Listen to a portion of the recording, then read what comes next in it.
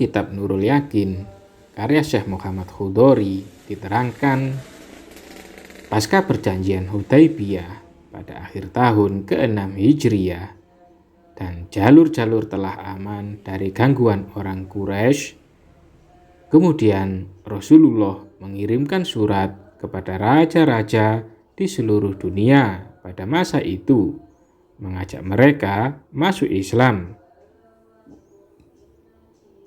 Sejak saat itu, Rasulullah membuat stempel dari perak guna dicapkan pada semua surat-suratnya. Stempel tersebut bertuliskan lafadz Muhammadur Rasulullah. Rasulullah mengutus Dahiyah Al-Kalbi untuk menyampaikan surat kepada Kaisar Romawi. Ia memerintahkan supaya surat itu disampaikan melalui pembesar Basra. Selanjutnya, pembesar Basra lah yang akan mengantarkannya kepada Kaisar Romawi. Bunyi surat tersebut adalah sebagai berikut. Dengan menyebut nama Allah yang Maha Pengasih lagi Maha Penyayang. Dari Muhammad bin Abdullah untuk Heraklius, Kaisar Romawi. Kesejahteraan atas orang yang mengikuti petunjuk. Amma ba'du. Sesungguhnya aku mengajak engkau dengan seruan Islam. Masuk Islamlah engkau, niscaya engkau selamat. Allah akan memberi engkau pahala 2 kali lipat. Bila mana engkau berpaling, maka sesungguhnya di atas pundak engkau terpikul dosa-dosa para petani. Katakanlah, hai ahli kitab, marilah kepada suatu kalimat atau ketetapan yang tidak ada perselisihan antara kami dan kalian, bahwa tidak kita sembah kecuali Allah dan tidak kita persekutukan Dia dengan sesuatu pun, dan tidak pula sebagian kita menjadikan sebagian yang lain sebagai Tuhan selain Allah. Jika mereka berpaling, maka katakanlah kepada mereka, saksikanlah bahwa kami adalah orang-orang yang menyerahkan diri kepada Allah. Quran Surat Ali Imran ayat 64. Ketika surat itu sampai ke tangan Kaisar Heraklius, ia berkata, "Coba hadapkan kepadaku seseorang dari kalangan kaumnya. Aku akan menanyakan tentang dia kepadanya." Pada saat itu, Abu Sufyan bin Harb sedang berada di negeri Syam bersama orang-orang Quraisy yang sedang melakukan misi dagang. Kemudian datanglah utusan Kaisar kepada Abu Sufyan, lalu mengajaknya menghadap Kaisar. Abu Sufyan mau memenuhi ajakan itu. Tatkala mereka sampai di Baitul Maqdis, Kaisar berkata kepada penerjemahnya, "Katakanlah kepadanya, siapa di antara mereka yang paling dekat hubungan kekerabatannya dengan lelaki tersebut atau Nabi Muhammad yang mengaku sebagai seorang nabi?" Lalu Abu Sufyan menjawab, "Saya," karena memang di dalam rombongan kafilah tersebut tiada orang lain dari kalangan Bani Abdi Manaf kecuali Abu Sufyan sendiri. Kaisar berkata kepada Abu Sufyan, "Coba engkau mendekat kepadaku." Kemudian Kaisar memerintahkan teman-temannya supaya berdiri di belakangnya.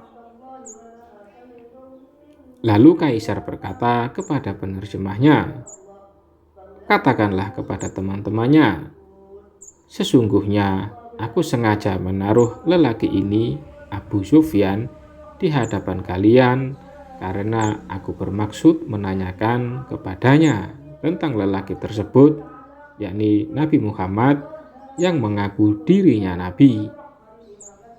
Aku menyuruh kalian untuk berada di belakangnya, supaya kalian tidak malu kepadanya untuk menyanggah bila ada perkataannya yang dusta.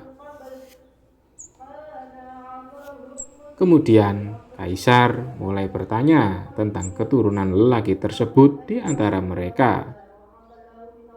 Abu Sufyan menjawab, dia adalah orang yang mempunyai nasab atau keturunan yang terhormat di kalangan kami. Kaisar selanjutnya bertanya, apakah ada seseorang dari kalian yang mengatakan hal seperti ini sebelumnya? Abu Sufyan menjawab, tidak ada. Kaisar bertanya lagi, apakah kalian pernah menuduhnya melakukan perbuatan dusta sebelum ia mengatakan apa yang dikatakannya sekarang? Abu Sufyan menjawab, tidak pernah. Kaisar seterusnya bertanya, apakah ada di antara kakek moyangnya yang pernah menjadi raja? Abu Sufyan menjawab, tidak ada. Kaisar bertanya, orang-orang yang terhormatkah yang mengikutinya, ataukah orang-orang yang lemah? Abu Sufyan menjawab, tidak, bahkan orang-orang yang lemah.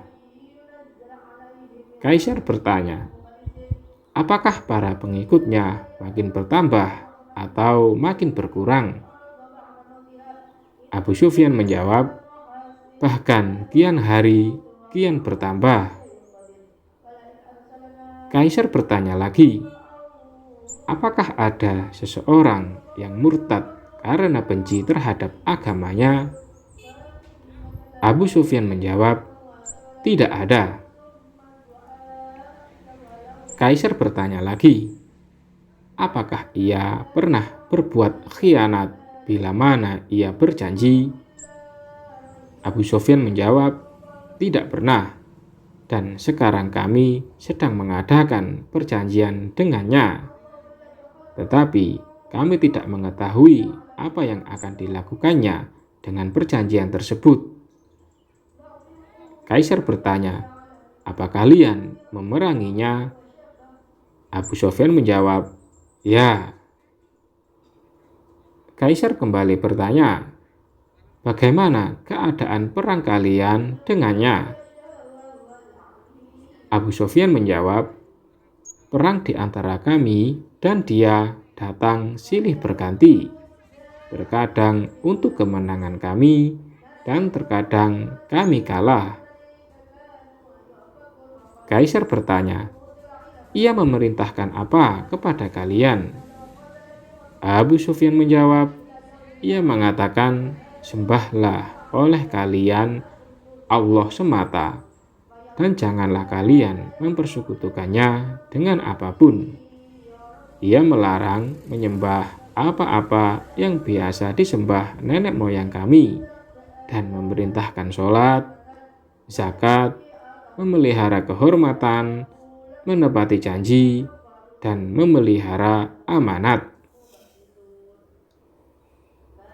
Kemudian Kaisar berkata, sesungguhnya aku telah bertanya kepadanya tentang nasabnya. Lalu kamu mengatakannya bahwa ia mempunyai nasab yang terhormat di kalangan kalian. Demikian pula perihal para rasul. Mereka dibangkitkan dari kalangan kaumnya yang bernasab terhormat.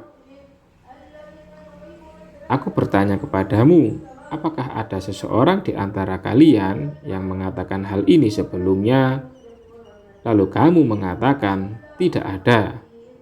Seandainya ada seseorang yang telah mengatakan hal ini sebelumnya, niscaya aku akan menduganya bahwa dia adalah seseorang yang hanya mengatakan apa yang telah dikatakan oleh orang-orang sebelumnya.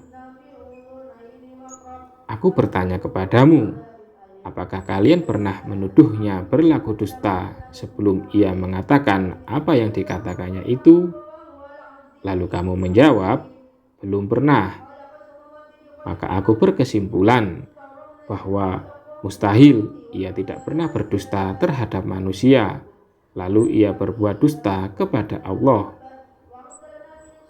Aku bertanya kepadamu, apakah ada di antara kakek moyangnya yang menjadi raja?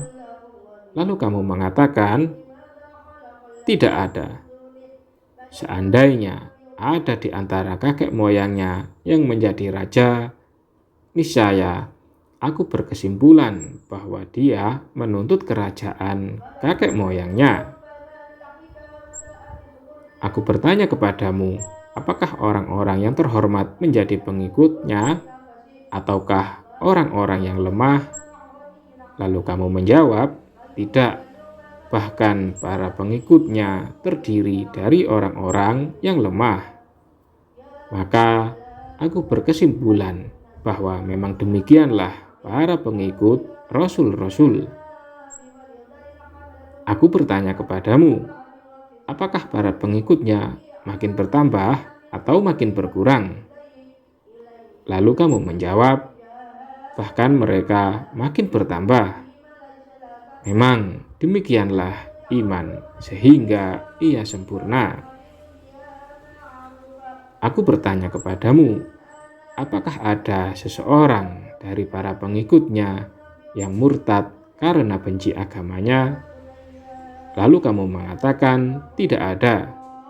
Memang demikianlah keadaan iman bila mana ia telah meresap ke dalam kalbu. Aku bertanya kepadamu, apakah kalian memeranginya? Lalu kalian mengiyakan. Dan sesungguhnya pertempuran antara kalian dan dia silih berganti. Memang demikianlah perihal para rasul. Mereka diuji terlebih dahulu, tetapi pada akhirnya merekalah yang menang.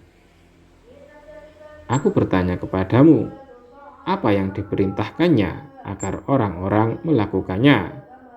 Lalu kamu mengatakan bahwa dia memerintahkan untuk sholat, berzakat, memelihara kehormatan, menunaikan janji, dan memelihara amanat. Kemudian aku bertanya kepadamu, apakah dia pernah berkhianat? Kemudian kamu menjawabnya, tidak pernah. Demikian pula keadaan para rasul. Mereka sama sekali tidak pernah berkhianat. Kini aku mengetahui bahwa dia adalah seorang nabi.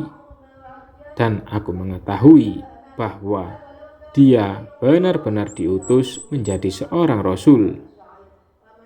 Aku tidak menduga bahwa dia berasal dari kalian.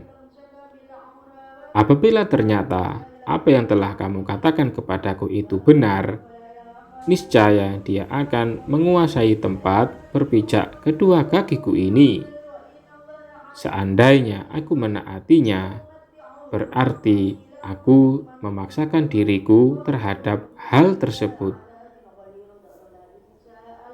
Selanjutnya, mereka memerintahkan agar Abu Sufyan dan kawan-kawannya dikeluarkan.